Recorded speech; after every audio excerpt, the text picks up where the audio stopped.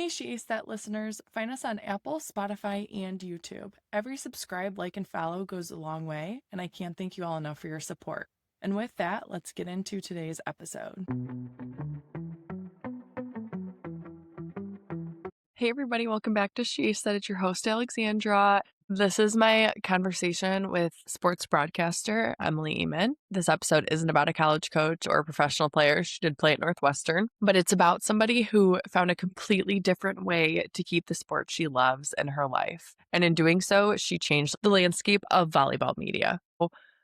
I've still been sick for like multiple weeks. It's been pretty miserable. I literally cannot shake it no matter what. I felt like I was pretty lucky all winter. But then, of course, like when I batched 4 interviews in December, like the first 4 of this year's season, I was sick during those 2. And I'm like, I just cannot catch a break when I have stuff. I need to record and sound like a normal human being. The first thing I want to talk about is something that I think applies to every single person listening today. That is creating your own opportunities when the traditional path doesn't work out. Our guest today graduated college right when COVID shut the world down. She knew she wanted to be a sports broadcaster. She went to one of the best journalism schools in the country. She did everything right. And then the world stopped. Sports were canceled. Nobody was hiring. So what did Emily do? She sat in her parents' basement during COVID and built a web show from scratch. She started interviewing Big Ten volleyball athletes and alumni, editing the videos herself, posting them online, and then she started pitching, which is like the coolest part of this conversation, in my opinion. It's just a really unique approach to paving the path in volleyball media today. Emily went to volleyball publications and said, hey, here's what you're missing out on in this sport, and here's what I can bring, and here's why you need me. And she pitched herself to leagues and networks. She essentially created a role that didn't exist yet in volleyball media that everybody else is so lucky to benefit from here on out. And I think that's what a lot of my own journey, I feel like I can relate to with starting She Ace That. Like, there wasn't really a playbook for what I wanted to do with this either. Obviously, hers is at like such a more magnified level. But I look up to her because it isn't easy, like paving a path for something for yourself or finding those opportunities. And what I've learned, and also what I took from her, is like, when you start something, it never hurts to ask for an opportunity. Like, the worst case that happens is people say no. I feel really lucky that a lot of people that I do reach out to want to come on this platform and share their stories and help the next generation, help current coaches, help parents. But I also understand why people tend to say no, right? And it's not a personal thing. It's just something that when one door closes, a different one opens. And I truly believe all of that happens for a reason. And that's what I figured out with She Said. I was like, I know I want to help people. I want to have meaningful conversations, but how do I do it? How do I stay in the volleyball world right now while I'm taking a step back from coaching? And it all just works out organically how it's meant to, with a lot of hard work and passion for sure, but also just sticking to your why. And people like me are here. If you want to get into this space in any way, I'm always a DM away. And that's where I just appreciated all that Emily shares today, to show girls that there are other opportunities outside of just being an athlete. And there are ways to keep the sport you love in your life for your full-time career. The second thing I want to dive into really quick is being a multi-sport athlete, because Emily was a high-level track athlete all through middle school and high school. Long jump, high jump, hurdles. She actually had offers to do both volleyball and track in college. She was already basically committed to Northwestern at that point. So she made the decision that worked for her life, not just for her volleyball career, which I think is a great way to look at it. And I appreciate her sharing this. She credits her track training for making her a better volleyball player. She's 5'8" and could touch 10 feet. That doesn't just happen from practice alone. And I know I touched on this in the intro of last week's episode, but that explosive jumping ability really comes from years of training as a jumper and sprinter. The cross training makes you more athletic, period. And I love the idea of multi-sport athletes. I do not like taking other sports away from athletes, especially in grade school and high school. It's like, just let them have their time to be multi-sport athletes and getting that versatility and flexibility. When you look at the highest level athletes, like Olympic athletes and professional players, so many of them played multiple sports well into high school, some even in college. And again, they made it to the Olympics. So that tells you anything. So especially with summer coming up, if you're a volleyball player who also loves soccer or swimming or track or whatever it is, do it. Like, play other sports right now while you can, right? Before you pick one avenue in college that you have to focus on the rest of those years. If a club program is telling you otherwise, I'd encourage you to really think about whether that's an environment that has your best interest at heart, or just for their rosters and for you to perform. So lastly, what I'm so excited about this episode for is the idea of keeping volleyball in your life after you're done playing. For so long, the conversation around what's next for volleyball players has really only had two answers, right? Like play professionally or coach. And those are both amazing paths and dreams. But our guest today is proof that there are so many other ways to stay connected to the sport you love. She went into sports broadcasting and media. She covers volleyball on ESPN, Big Ten Network, Fox, and CBS, literally everywhere you can watch volleyball. She's there. She created a lane that barely existed when she started, and now young girls come up to her at events with their parents and say they want to do what she does. That visibility matters so much because you can't be what you can't see, and she's allowing younger girls to see what's possible. And there are so many other paths: sports marketing, analytics, social media, content creation, event management, sports psychology, athletic training, volleyball photography. Like the list goes on of careers that you could have in this space. So if you are an athlete right now, whether you're in high school or college or playing professionally, I'd encourage you to start thinking about what lights you up outside of just playing. Not because your playing days don't matter, they absolutely do, but because at some point, everyone transitions. And the people who've thought about it ahead of time, who've explored interests and built skills along the way,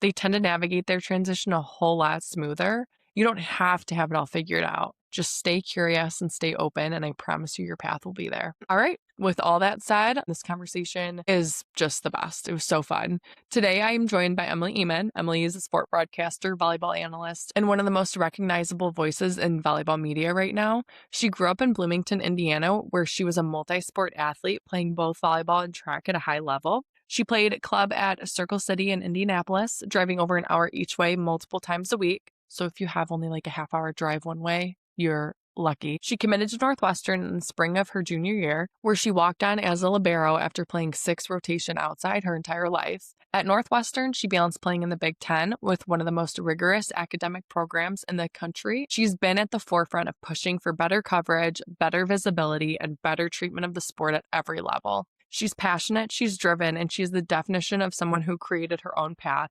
when the traditional one wasn't available. This was such a fun episode. I'm so grateful for Emily and her time. And without further ado, let's get into today's episode with Emily Ehman.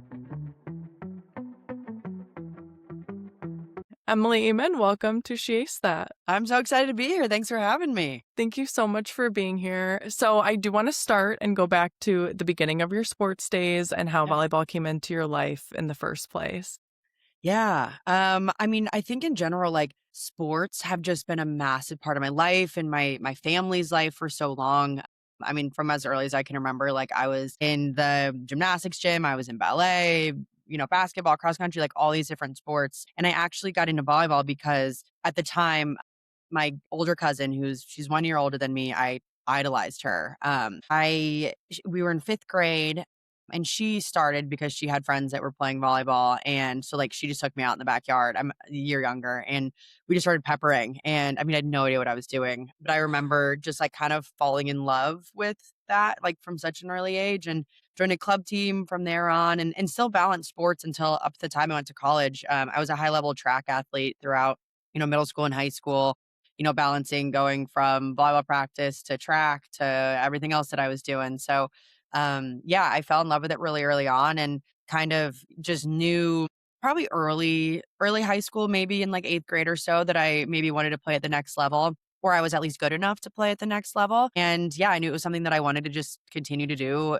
as long as possible at that point, and which kind of ended me up at Northwestern. On that topic, how did you know volleyball was going to be your path over track? Was there like a moment, or how did that work for you? Yeah, I remember like going through this when I was in high school because I actually had offers to do. I was a like jumper, so I did long jump, high jump, and hurdles, and I had offers actually to do volleyball and track in college at like lower level schools. And I don't know, like to me, it was really important to be able to do both throughout high school. And when it kind of came time to make that decision, I honestly don't really feel like it was much of a decision for me to make. Like I always just knew like volleyball was my love, but I did want to make sure that I could keep doing that throughout high school. And, there's a lot of high level clubs, like the one I played at. I was at Circle City in Indianapolis. I mean, I would drive like over an hour both ways, 4 days a week to go up there.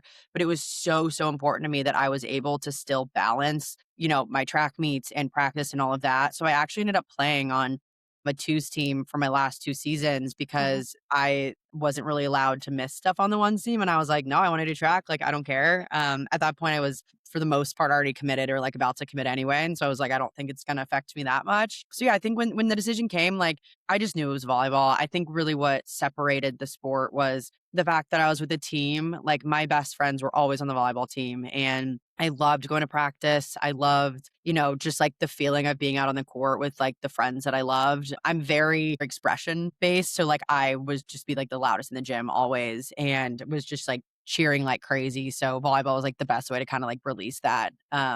I just loved it. So yeah, for me, I don't want to say it like wasn't a decision, but it definitely was like it was always volleyball. And there's ways to keep multiple sports in your life too. Like Yeah. you're saying, like sometimes you do have to forgo from a ones team to a twos team, and it's not a bad thing. It's still Oh, keeping the athlete in you. Did you ever experience any other issues navigating both sports? Or do you feel like your coaches on both ends were pretty supportive of being a multi-sport athlete at yeah, that my time? coaches were really supportive, which helped a lot. Again, because Hmm. I think, I see now just the specialization in youth sports is pretty insane. You look Yeah. at like Olympians, like someone like Jordan Larson or, people that have won Olympic medals and like they played every sport growing up until usually the point they went to college. Like a lot of them, some of them played like 2 sports in college. It's just, I don't know. To me, it's really sad now that a lot of really young athletes are like specialized into one thing at age 10. And then, if they Mhm. want to try something else, then you're really behind. Like I think playing other sports makes you a better athlete. So that was really important to me. And I always had coaches that were really understanding of it. I think again, it was one of the reasons why I ended up on a twos team for my last 2 years of club volleyball because I had a coach that just like knew that that was a big priority for me, even if that meant like missing a few practices, and that was okay. I remember I think I missed a day of like a club tournament because I had like state or sectionals or whatever, and that was okay. Which Yeah. again, like it was just something that was really important to me, and again, just like the cross training part of it, especially when I was going from track to volleyball, and I was jumping all the time, so it was like I was I could touch 10 feet as I'm 5'8", like I could jump really high. And so it was like something that I think made me better at volleyball because I was Mhm. training that all the time to be faster and jump higher and stuff like that. Do appreciate when coaches are supportive of those things. You're not raising a volleyball player, you're raising an athlete that is Totally. just happening to play volleyball or track or whatever at the moment. We all need to find our passions out of the one niche that we love the most. Yeah. And especially when kids are young. Yeah, I know. I know. It's way too much pressure. There's such a beauty in just allowing things to organically flow and Yeah. follow your passions. Did you prefer high school or club when you were playing? I preferred high school. I Yeah. loved high school ball. Okay. I know it's funny because I remember talking to a lot of my teammates and like they all loved club a lot more, probably because their clubs teams were a lot better than their high school teams, which obviously helps. Yeah. I mean, I had a pretty good club team, but I don't know, like playing high school and just like playing for something was really fun for me. Like club Mhm. really just feels like you're not that you're playing for yourself, but like it's hard to be passionate about like what club you're playing for and like the name on your chest. Where to me, growing up in like a quintessential college town in Bloomington, Indiana, like we followed Indiana University and like that was always just like the pride around the school. So you kind of felt that going to the high schools and all my best friends were on the team. I loved my coach. We always did pretty well. So yeah, I loved playing high school. That was I definitely like that a lot more than club. Honestly, I'm not saying I wish I didn't play club or that it existed, but again, I just think that if I had to do just volleyball like year round and not have other opportunities, and I don't know, some people don't even play high school now because they think I it'll like know. injure them for club season or, have a Yeah. stall their recruiting or whatever, which I don't know. And I know things are different even than when I was back then, which was just like 10 years ago. No, it Yeah. was, I don't know. That would have been a big bummer for me. I loved playing high school ball. I felt the same, and I feel like half my teammates would say the opposite. But for me, I agree. I made the state team with all my high school friends. That's when we won the most. We had the most fun. It was just more laid back version of high school, but at the same time, the same girls. So you weren't like adjusting to a whole new team. And I don't know. It was just something that I just Mm, look fondly back on from club. But the other side of it is the community dynamic from high school that I think I appreciated a lot more. Like you looked yeah. forward to the games, you looked forward to your friends watching, you looked Yes. forward to the varsity Yeah. intros. People Like in it was, stands. yeah, I fully agree with you. And so when did you kind of start looking at Northwestern and how did you decide there? Yeah, I've known from probably I was like 9 or 10 years old that I wanted to be a sports broadcaster, which is like obviously very early to know exactly what you want to do, to have it be something like that niche. I knew when I was looking at colleges to go to, I really was only looking at schools that had a really good journalism program or media or, Oh, whatever schools want to call it. And yeah. Northwestern has one of the best in the country in Medill. And I obviously knew I wanted to play. So, that kind of narrowed it down, knew a handful of places. And Northwestern was always a dream school of mine. One, because it's obviously such a good academic school. My mom's family is from Northwest Indiana, like an hour outside of the city. So we used to come up here and go to Chicago all the time. It's a place that like wasn't too far from home. And my high school coach had a connection or was friends with the coach at the time that recruited me. And I went on a visit and just like instantly fell in love. I ended up going to a camp over the summer, which is actually a funny story. I was signed up for this camp and I really didn't want to go. It was like right after we were coming off from a vacation. I think it was like my sophomore year of high school, maybe. And I didn't want to go to this camp. We had just come from Michigan and my mom was literally like driving me there and we realized I didn't have any of my like knee pad shoe. I had nothing. I have nothing with me. So I was like, I don't even want to go. Like, this is so stupid. And we ended up like showing up at a Dick's Sporting Goods 5 minutes before it closed, and like bought whatever they had, and made it up to Evanston.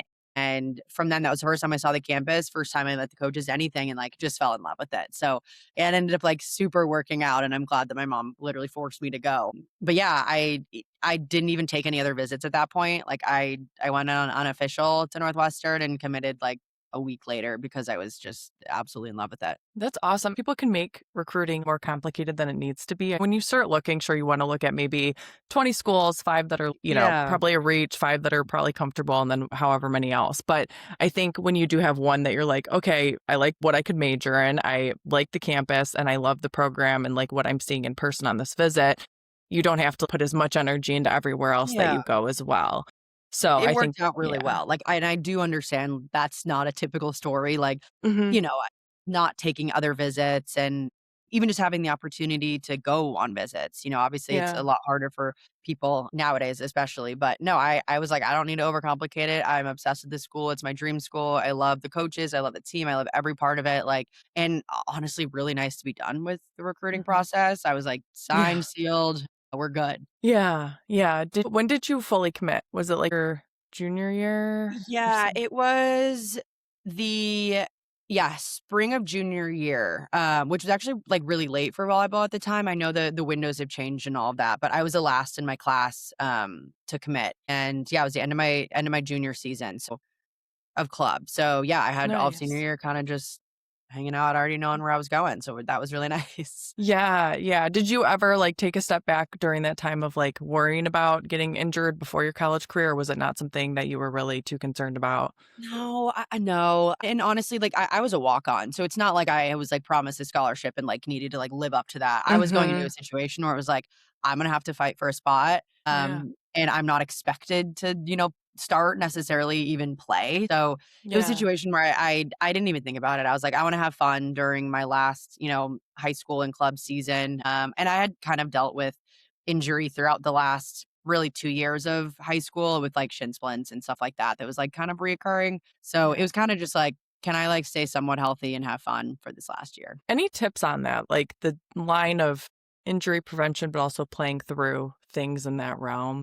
Yeah, I mean, I think it depends. Obviously, like the biggest thing is like follow whatever your doctor says. But Yeah, like I do worry again the fact that a lot of people will even like skip their last high school season or, yeah, end club early so they like don't get injured. You're going to get injured the same if you're in a high school gym versus a college gym. Like I can't yeah. imagine the percentage of people that are getting injured is less. Like the more you play, the better you will be at your sport. So if you're missing Hmm. these seasons, if you're getting less reps, if you're not literally in the gym playing with people, you're not getting better. And you can Yep. do drills by yourself for only so long, but like you need to be playing sixes, you need to be doing that kind Hmm. of stuff. And that's the only way that you're going to continue to improve and challenging yourself. No, I don't think it's smart to take time off. I I know a agree. lot of you know girls also go to school early now, at least at like Yeah. kind of top level teams, and go in January and miss their senior year. I would have been devastated if I had So to do that. crazy. I know. But I get it, like, it's these girls' Yeah. lives and, a lot of them now are, like, making a lot of money to go to these places, so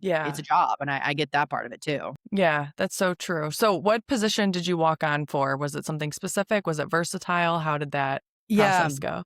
I was a libero, which was a switch because I was an outside hitter, like sixth rotation outside my entire Mhm. life. I had never not hit. I actually, my senior year, got offered on the one team to just be a libero, because it was gonna be, like, good training for college and I could really focus in, and I was like, "I don't wanna do that." Like, I'm gonna get the same back row training, and I wanna have one more season of, like, fun and hitting before I ever get to do Mhm. it again. So, yeah, I was recruited as a libero, and that's what I played for all 4 years, unless sometimes in the spring season when your seniors graduated and we just, like, needed bodies in the gym, my coach would let me hit just because he was like, "We need someone to do it," and I would just have a Yeah. blast. But no, I was mainly all just back row. And that goes back to being a versatile athlete. Obviously, you played front row and back row in Yeah. high school, but also just being able to pivot and kind of accept what a future college could need you. So then you aren't niching yourself into one area.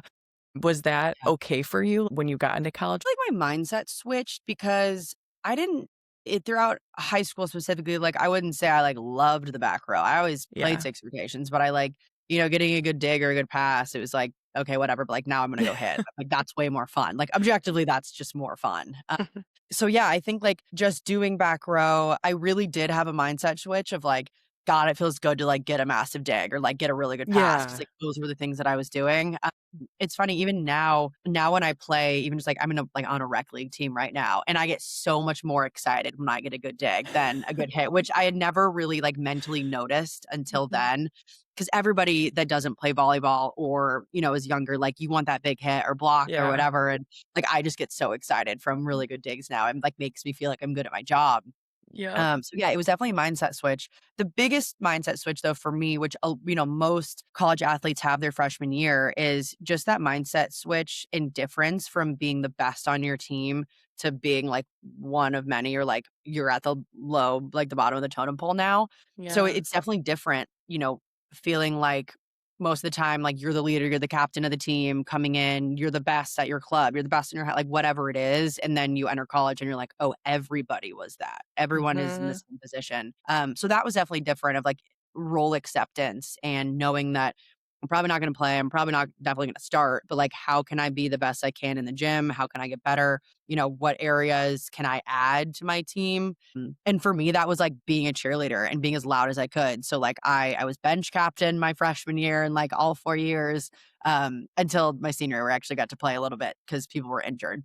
Like I Yeah. had to accept the role of I am now someone that's obviously pushing everyone in the gym, but like because I'm not getting that much playing time, how can I be the loudest out there and support my teammates and know the scout really well and help them on the court and stuff like that. So that was a mindset switch, but it honestly came pretty fast. I loved it.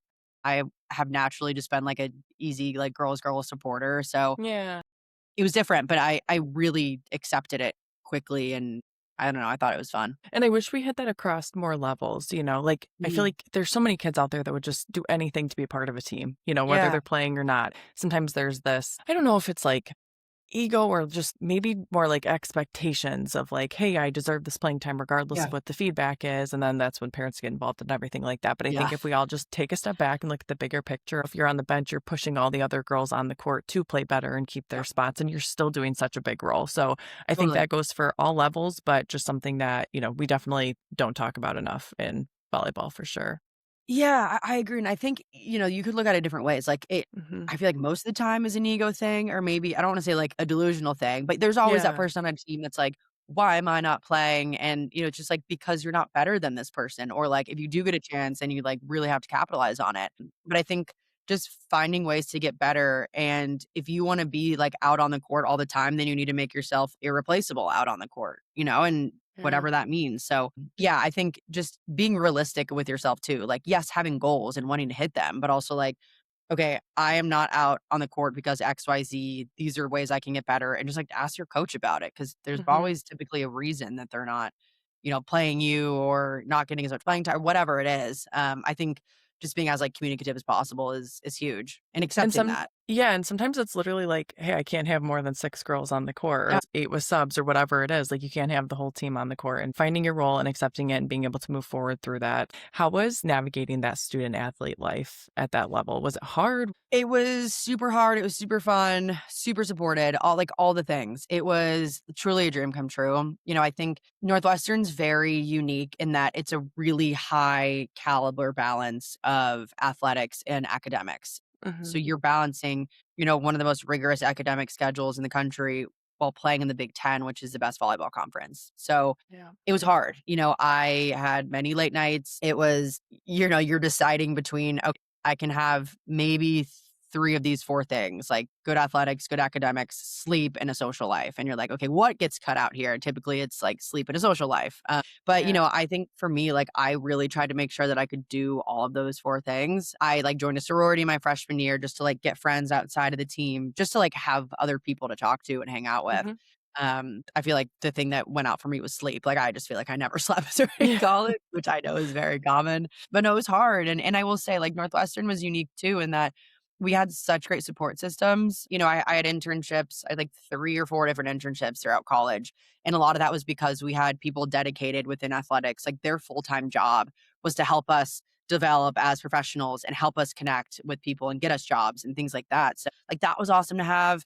We had, free tutors. We had academic advisors that were very hands-on. Like you met with once a week, and like it was, you had to be on top of your stuff. So yeah, I think it was really hard, but we had incredible support. I also loved my coaches and I loved my team. I lived with 8 volleyball players in a house for 3 Oh, different years. It that's was so fun. it was the Yeah. best ever. Like, I mean, I had an unreal time in college, and yeah, up until the end, like it was a blast. Do wanna end on the college note with COVID ending it. From your perspective, can you just give us a snapshot of that tough time for you and, like, accepting that change? Yeah, it was such an interesting time to graduate college. I also Yeah. graduated early. Northwestern's on the quarter system, so I was done actually in March of 2020. Like, Okay. my last day of school was when everything shut down, which Wow. was crazy. So, I was actually ending an internship, which was the end of our journalism program. You have to do an internship to end it or somewhere in the middle, but that was when I had to do it because of volleyball. So, I was working at a news station at the time, like literally covering like hard news, a lot of politics, a lot of that. So like the pandemic is obviously a big Yeah. story. So I remember being in a newsroom, when the NBA shut down, which kind of just like catapulted everything else. And, for me, I had worked so hard as an athlete and in school, I didn't have that much time in like extracurricular activities. I couldn't join like the broadcasting clubs and all of that just because I didn't have time to do it. The one thing that people ask you when you're getting into broadcasting, at least producers, is like, can I see your reel? Like, just let me see your work.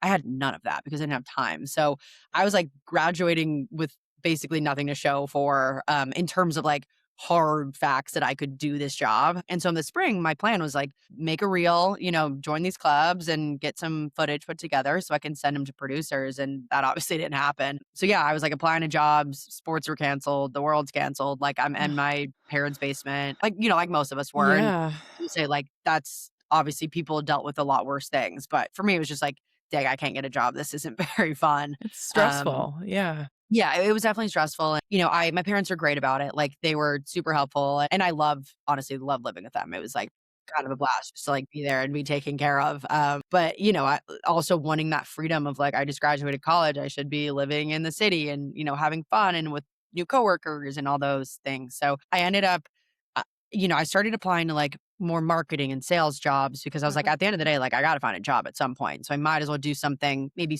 broadcasting adjacent or, like, in sports in general, and I can move over or something, and then I was like, "You know what? If I really wanna make this work, I need to, like, go all in on it."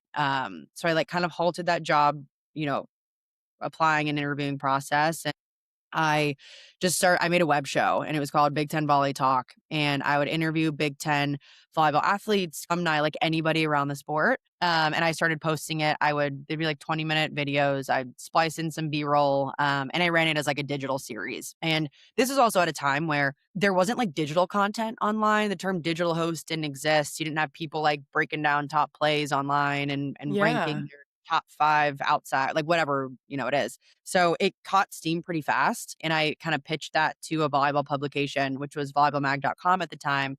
to run it as a digital series for them. And then from there, I just kind of like worked my connections and what I'd been doing. So I pitched an idea. Now it's called a digital host, but I pitched the idea of like a digital host to Athletes Unlimited for their first volleyball season to kind of go as like a sideline reporter and do everything that you would do for TV, but on digital, like pregame interviews, postgame interviews. I ran a weekly show. I would do game recaps and previews and all the things. And they didn't have a lot of money to pay. And I was like, perfect, because I just want experience. So I went and Yeah. did it for like no money.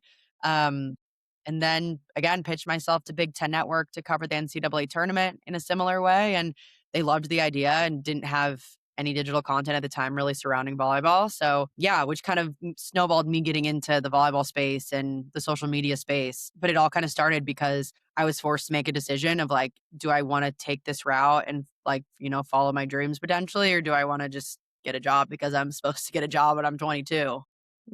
Yeah, like it worked out, but it was definitely a lot of months of being tough and hard work and not making like any money at all, but knowing that like this is the path that I really wanted to be on. You took it into your own hands, which I give you Yeah. so much credit for. And I do believe everything happens for a reason. Mm. Reasons why you have to create opportunities for yourself. Can you walk us through for fun, like an example of you going to pitch these ideas? Like, how did Yeah. that even come about? I'm always reside on the side of like, it never hurts to ask. I think, Yep. so many people in this space want to help each other and help athletes. And so I think we're all in it for the right reasons. It's just finding the right people, like you're saying, and the right avenues to kind of get through that door. So how did you even start to reach out, and what did the pitches look like for you? Yeah.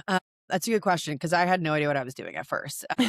So for me, so I'm running this volleyball show and I remember being like, how can I get this on more platforms and just get a bigger reach and really like build my portfolio while also getting my like brand and my name out there. So I went to volleyballmag.com, which was like a huge, it's not now really no longer running, but big volleyball site at the time. They had a lot of written articles and they would post like links to their articles online.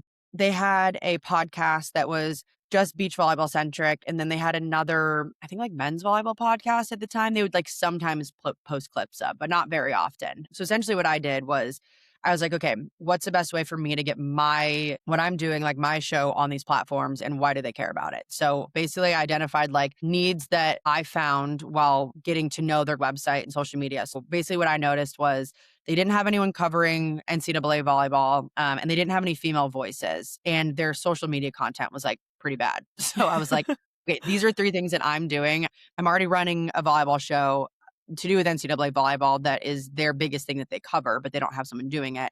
They have no female voices covering a predominantly female sport. And I was going to help them out with the social media coverage of it all because I knew that really well and it was pretty easy for me.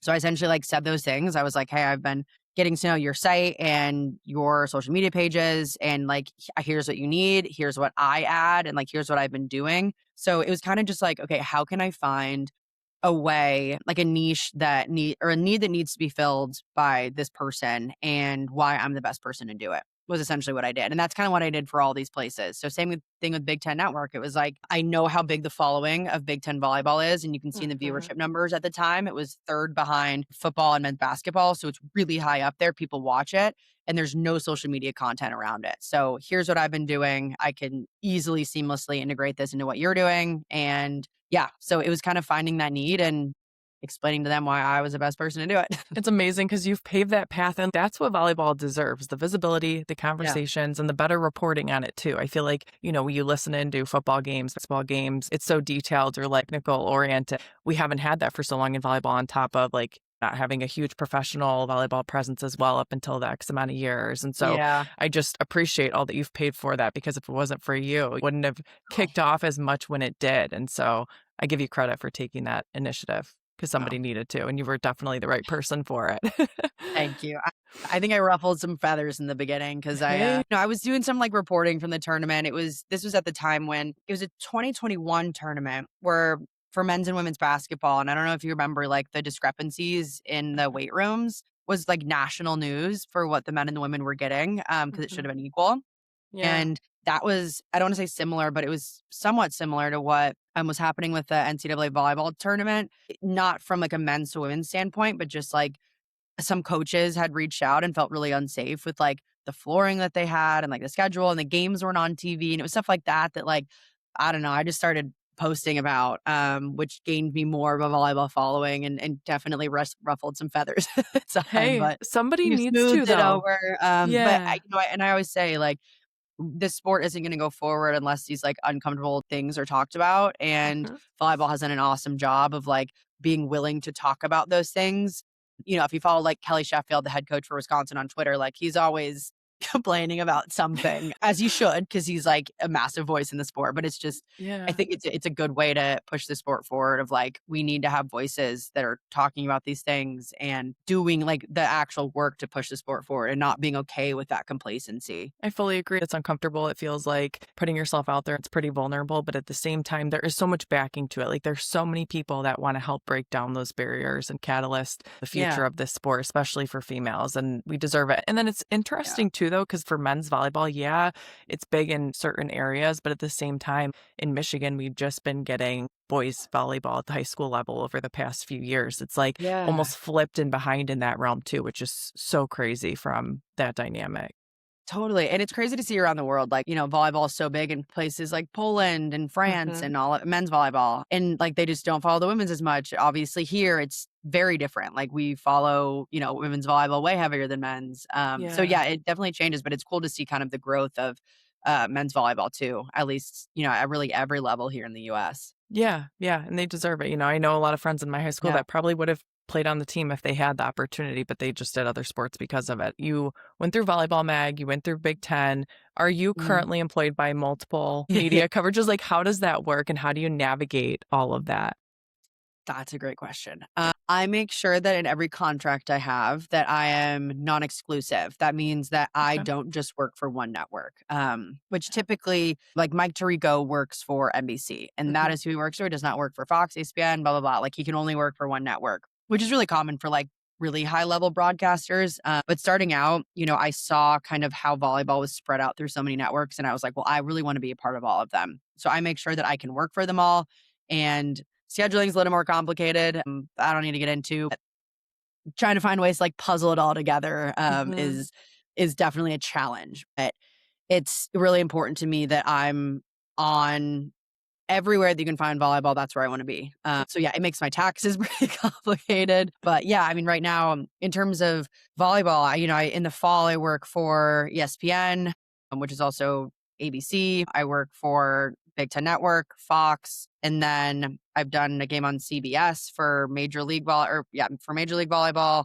They also have stuff on like Roku channel and all these other places. Oh, yeah. So it depends. I'm technically just paid through like the league as a whole, but That's literally anywhere awesome. that you can find volleyball is where I wanna be. So I've done my best to kind of branch out as much as possible. I love that. It's amazing what you can do to keep the sport in your life, but in a different way once you're done playing. And so I feel Yeah, like you are, pioneering that option for so many girls. Like they look up to you and want to be you one day. And if it wasn't for you, they wouldn't have that to look towards. So I just appreciate all you do in that realm because it's really cool to have a female voice out there that loves the sport, but also can give you the technical side and the mental side. We need so much more of that. So I mhm. appreciate all you do for it. It's really important. No, thank you. Yeah, I mean, that means a lot. I think the biggest compliment that, like, I get is when, like, parents come up with their daughters and they're like, that she, like, Yeah. wants to be doing what you're doing, which is just cool. Because when I was growing up, I knew I wanted to be a sports broadcaster, but what I saw on TV was women being sideline reporters and hosts, and so that's kind of all that I thought I wanted to do. Yeah. Women weren't really analysts, and volleyball coverage was nowhere near it was, even when I was in college. The number of Mhm. games have, like, doubled, if not tripled, so I think that's really important for me for, young women, even people in college, like to see that if you don't want to play professional or coach, like there's a way to stay in the sport without Mhm. doing those two things, which I never had. And I feel like there's opportunities too at colleges, right? Like to kind of start getting Yeah, into like the marketing social media side. I've talked to a few athletes, even for their own schools, they'll just take the extra time outside of their sport to do their content for them or just help kind of get into that space. So I feel yeah, like you can always start at a different level and still have sports broadcasting as your dream career. It's just finding totally. the smaller avenue steps to get you there. Yeah, 100%. What was your favorite game that you've broadcasted or been a part of? Do you have a few Definitely. that stand out? For sure. I mean, I don't think anything's ever going to top Volleyball Day at Nebraska. It was August 30th of 2023. God, they feel so long ago now. Nebraska packed 92,003 people into their football stadium to watch a volleyball game. And I Mhm. remember I was calling the game for BTN and I was literally sobbing for like the first 20 minutes. I remember my producer, like we have earpieces to like tell us when we're going live and to commercial break and whatever. So she's like counting down from 10 of when we're going live. And I'm like literally mascara running down my face, like sobbing, like have to pull myself together. And, like being a part of that event that set a world record for a women's sporting event attendance was just like the coolest thing to be a part of. And seeing the outreach from, you know, really high level athletes or like politicians or people that had probably never watched a volleyball game in their life, but tweeting about it or posting about it or watching it was so cool. And I don't know if there's ever going to be an event that's going to be as cool or impactful as that was. It's amazing to be a part of. It's amazing to see that just aids to where volleyball's headed, especially here. It's interesting from the professional side how we didn't have that. A lot of athletes went overseas, but now that we have it, it's like pulling everybody from our USA Olympic teams or Yeah. colleges and kind of having that home base, even if it's in a different state or area, you still have that foundation. And I think it's so impactful. Do you have any insights on the professional world from what you've been reporting on and been a part of? What is your perspective of even the future of it? Yeah, I think like, behind the scenes, people are constantly trying to find ways to like evolve the sport and Hmm. how it looks and how it feels in an arena and things like that. Honestly, one of the biggest conversations right now, at least for the last few years, has been like, how do we speed up the game? And that changes the way that it's on TV and everything. Like volleyball's kind of hard to have on TV because it doesn't fit into a time window. Like, when you have a basketball game on, it's 2 hours for the most part, maybe goes over by like 5 minutes or sometimes under, but you pretty much know basketball is going to fit into a 2-hour time window. Like volleyball could be an hour and 15 minutes or it could be 3 hours. You have no idea. So it's really difficult to schedule for networks. And I think that's a big question of like, how do we get the game not to be as short as possible, but like speed it up?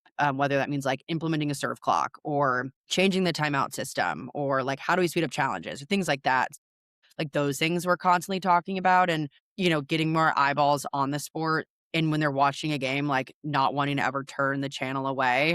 Because volleyball Hmm. inherently is a really fun sport to watch on TV. It's super fast paced. You can tell how athletic the players are. It's just difficult, when you're entering a 3-minute challenge about something that you can barely see because the cameras are so bad. So, yeah, I think like in general, just like the evolution, I think we're talking about like how to get more eyeballs on the sport by that sense of like literally the nuts and bolts of how the games work start to finish, but then also like pushing the boundaries of events. Hmm. There was just a tournament announced in the Bahamas coming up this September where a few teams are playing in. There's been rumors that there's going to be a game at Wrigley Field.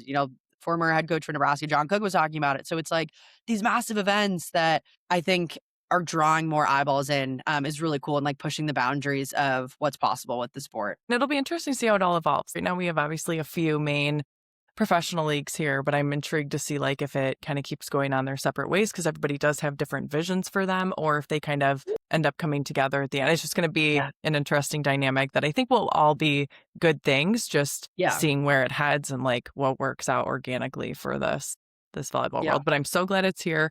I'm so glad we have that, and people love it. People go and watch it. People want to be a part of it.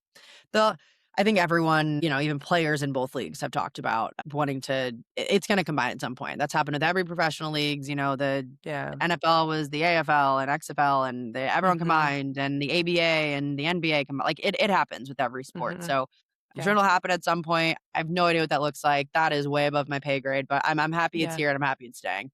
Yeah, absolutely. If there are any younger girls looking to enter a career that's out, like, keeping sports in their lives, but outside of the athlete side, do you have any advice to them? Yeah, I mean, to me, I think it's so important, especially right when you graduate, to just try things. Even if you have a full time job, like it's still possible to try things on the side. Hmm. Honestly, most broadcasters, at least that I know, even the ones that work at like Big Ten Network, like they all have other jobs too. Some of them are teachers, one of them works in medical sales, one of them still plays. Like it's possible to do multiple things and to have like a little side gig if that's what you want to do. Maybe it's not in TV right away, but like, I don't know, go call a low level college game. They're Hmm. always looking for former players to hop on and help with like the digital games, like ones that are on, Big Ten Plus or ESPN Plus or stuff like that. So I think like if you're interested at all, you might as well try it. Like worst case scenario, you don't like it and then you never have to Hmm. do it again. And you don't even have to tell anyone the first time. And maybe, you're nervous about people listening. Don't tell anyone and then they won't know. So Yeah. who cares? Yeah. Tell them after the fact. Yeah. No, I Yeah, it's not appreciate after that the fact. advice. And then last question for you. What if you could go back and tell little Emily anything, looking at just your career progression and your success over these many years and everything you've been through, what would you go back and tell her? Yeah, the biggest thing is just like keep working hard. Like Mhm. I don't think anybody, especially in this industry, gets where they are without working incredibly hard and, making sure that you're continuing to like better your craft. Like I've worked with a broadcast coach for the last few years that has been instrumental to me getting better. It's the same as playing sports. I'm watching film of myself constantly and stuff like that. So I think just like keeping that inherent drive of knowing where I want to go and setting those goals and making sure that you're working like really hard to get there. And I know you said this earlier, but I love the saying, everything happens for a reason. So Mhm. just know that, again, pandemic was really unideal, but Yeah. just finding a way to kind of make the best of situations. And the biggest thing I did was just like create your own opportunities. Mhm. So just, yeah, working hard and doing that. Emily, thank you so much for being here. Your story is exactly why I wanted to start Chase That in the first place, to show people all the ways that the sport changes lives and opens doors. And where can everybody follow you and keep up with your work? Yeah, well, yeah, thanks for having me. This is awesome. I love that there's more avenues and places that people can get, any kind of information or hear stories about the sport. So I love it. As for me, yeah, anywhere, Twitter, Instagram, at Emily Ehman, just my name, my handle, nothing crazy. And then I'm also on the Big Ten Network and Big Ten Volleyball Instagram a lot for social content if you are into that. So yeah, and then pretty much anywhere you can watch volleyball, Mhm. I'm probably there. I love it. Thank you so much. Thank you, everybody, for tuning in, and we will see you next Wednesday.